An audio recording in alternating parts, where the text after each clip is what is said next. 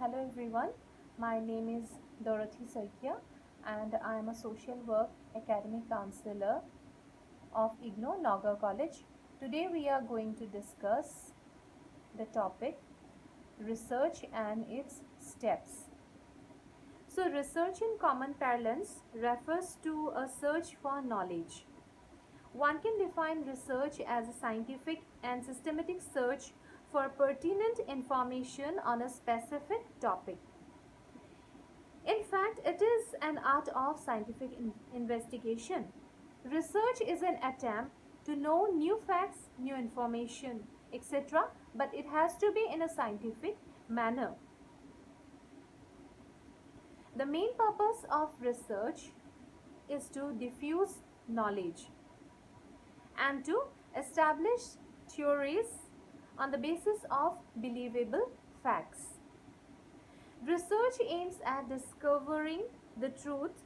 It seeks to discover answers to questions by the application of scientific method. So according to Redman and Mori, research is a systematized effort to gain new knowledge. Now we are going to discuss the objective of research. The purpose of research is to discover answers to questions by the application of scientific method or procedures. The main aim of research is to find out the truth which is hidden and which has not yet been discovered. The next objective of research is to gain familiarity with a particular phenomena or to achieve new insights.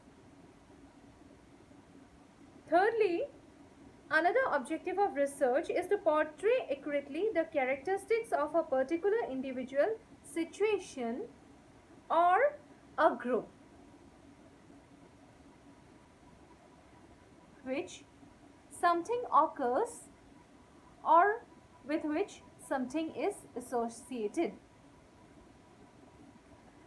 And lastly, to test a hypothesis of causal relationship between variables. Now we will go to the procedures of social work research or steps in social work research or research. Number 1 step of social work research or research is identification of a problem. The first step in planning a research project is identification of a problem. In area of social science, there are innumerable problems. The choice of a suitable problem is one of the most difficult tasks of a researcher if he or she is a beginner.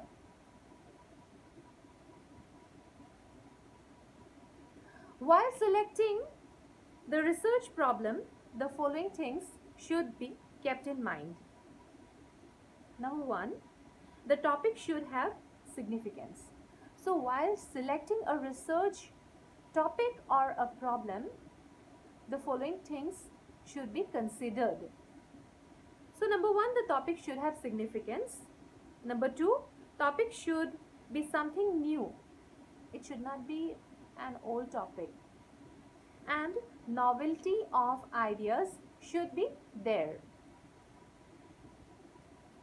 Number 3, the topic should be selected from the burning problems of the society. So whatever topic we are going to select for research, it should be from the burning problems of the society. Next, the topic should be selected in such a way that it is time bounded. So we have to select the topic which has some time bound. That means that we have to complete the research within a specific time. We can't just carry on a research throughout throughout our whole life. It should be time bounded. We have to carry out our research project for a particular period of time. Then another point is that researchers' interest should be there. So if you are doing a research, then your interest should be there. If you are not interested in that particular topic or a problem, you can't do your research in a proper way. So your interest matters a lot while selecting a topic or a problem. Then the topic should not be very expensive so that you can't bear. You can't just. Next is, the topic should not be very expensive, which means that you shouldn't select a topic that costs a lot. The expenses you can't bear, so you should better avoid that topic. The topic selected should not be a controversial topic. One thing is very important, like you can't select a topic which is still in controversy. So you should better skip that. Feasibility regarding training, experience, library facilities should be there. So while selecting a topic, you should keep in mind the thing that the topic which you have selected should have access to library facilities, should have like you should select a topic which for which you can have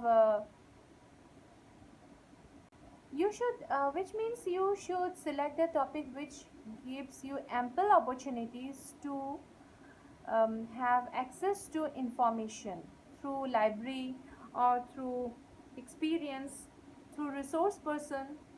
So these things should be considered.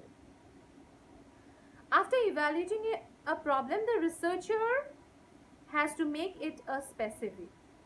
For example, if the researcher selects the topic of street children, he can make it specific by saying that he would like to study the psychosocial problem of street children, which means that if you are selecting a topic, you have to make it specific. For example, psychosocial study of the psychosocial problems or psychological problems of the street children. You have to make it specific.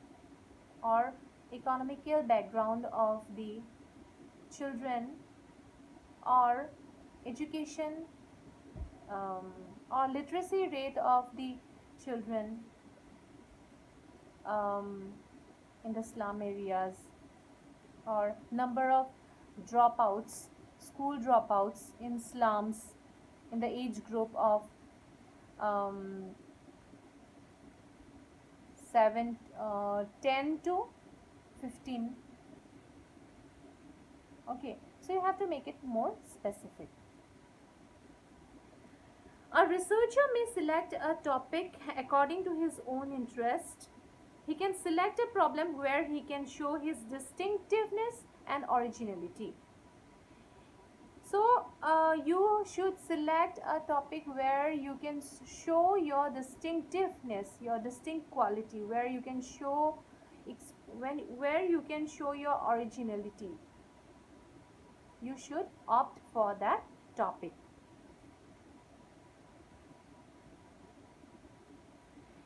Then comes number 2 point is review of literature. The second step of social work research is review of literature. Mere selection of a problem is not sufficient. To understand the problem in a better way, the researcher has to review the existing literature relevant to the topic. The researcher should be very careful while selecting the best literature to examine.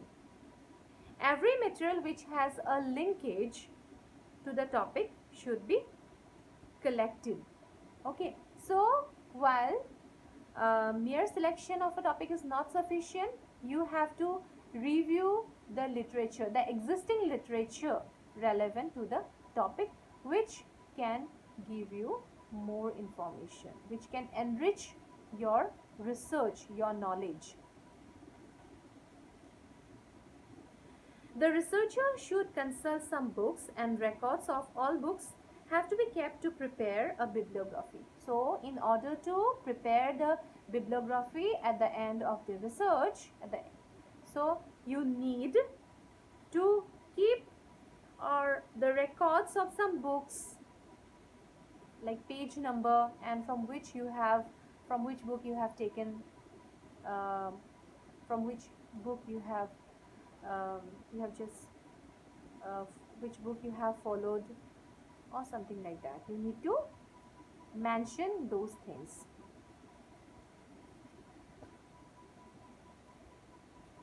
And one more thing you should consider is that the research should be such that it is a new contribution towards the society.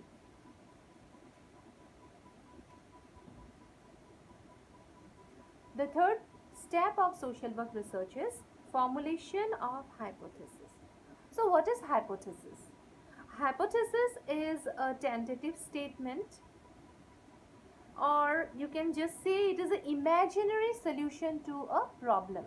So you are just assuming that this may happen, or this is going to happen.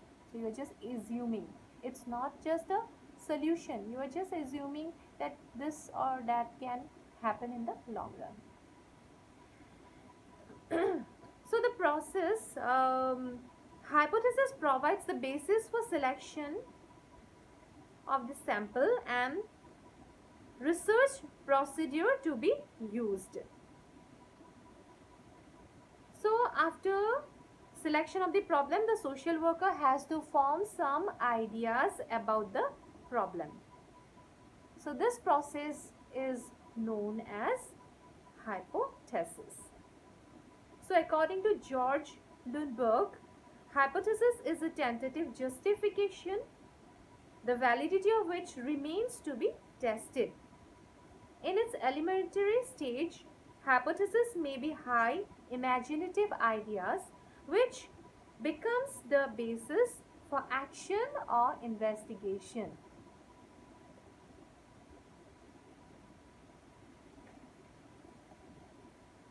Number fourth step is formulation of research design. So what is research design? Research design, it is a plan of action. So what you are going to do, it is just a plan. It is kind of a blueprint which we are going to make, whatever we are going to do, we are just planning. We are just making a blueprint of whatever we are supposed to carry on.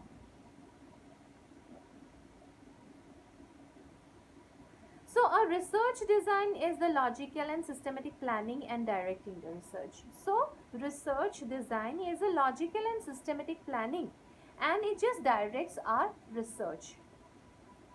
So the decisions regarding what, where, when, how much, by what means concerning an inquiry or research study constitute the research design. In fact, the research design is the conceptual structure within which research is conducted. It constitutes the blueprint, as I have already mentioned, for collection, measurement and analysis of the data.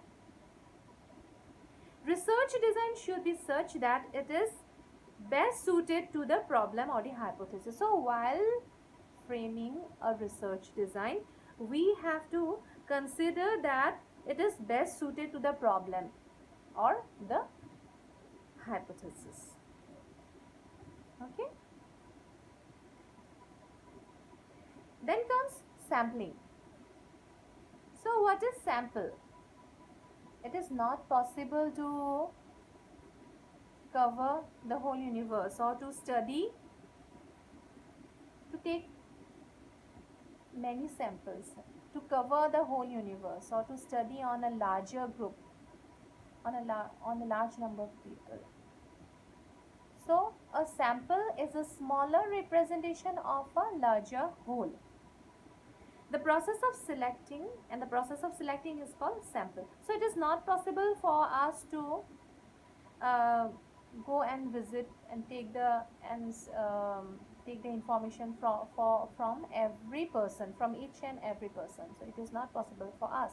So we are just sampling it, which means that we are just taking a smaller representation of the larger whole, and the process is called sampling.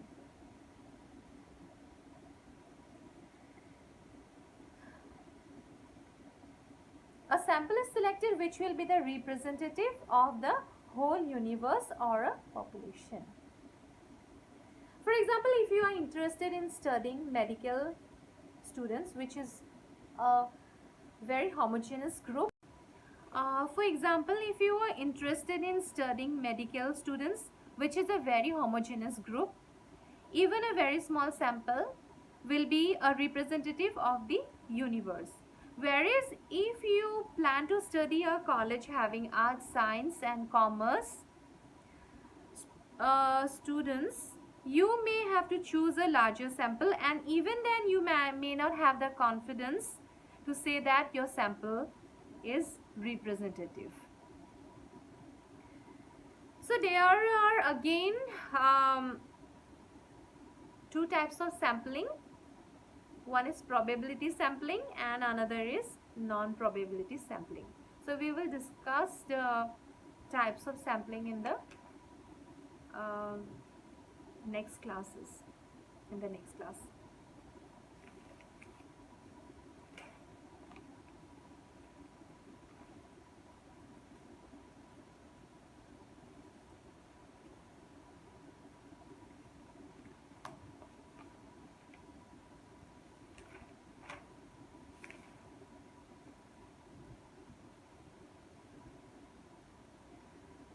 The next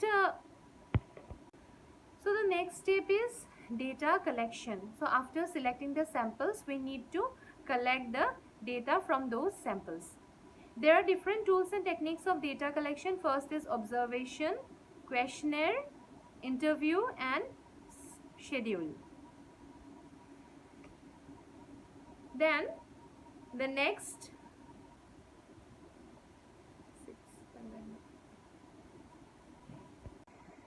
step of social work research is analysis and interpretation of data. So once the data are collected, these need to be tabulated and classified, which will help the researcher to analyze and interpret the data, which will belong to which category. The last step of social work research is verification. So after analysis and interpretation, it is necessary for researcher to verify the problem or the hypothesis. So once we are done with the analysis and interpretation, we need to verify the problem or the topic. Verification is very essential to arrive at a conclusion. So these are the steps of social work research. I just hope I'm able to make you understand. So if you have any problem, just let me know. We will try to improve and we will discuss in the next class. Thank you.